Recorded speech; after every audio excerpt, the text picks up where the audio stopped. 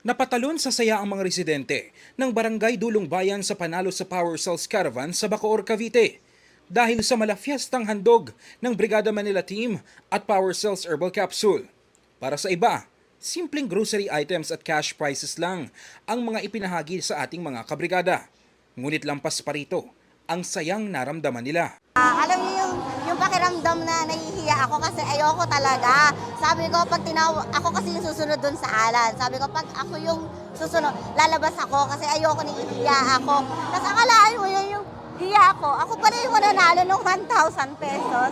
Kaya sobrang thank you talaga sa iyo, thank you. At nalate ako sa pila kasi sa ibang listahan ako nakapagpalista. So nasa dulo ko. Pero ako pa pala yung makakapag-uwi ng maraming papremyo. Buong puso namang sumuporta at nanguna sa aktibidad ang masisipag na miyembro ng Sangguniang Barangay kasama sina Barangay Captain Jade Palma, Barangay Councilor Kokoy Aguilar at Secretary Charm Graiblas na sama-samang nagtrabaho upang matiyak ang masaya, maayos at makabuluhang selebrasyon para sa buong komunidad. Sa tulong ng kanilang malasakit at pagtutulungan, matagumpay na naihatid ang isang araw ng saya para sa bawat pamilya ng mga taga-Dulong Bayan.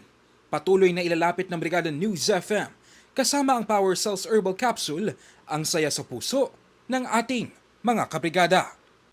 In the heart of changing lives, ako si Brigada Ino Flores ng 105.1 Brigada News FM Manila. The Music and News Authority.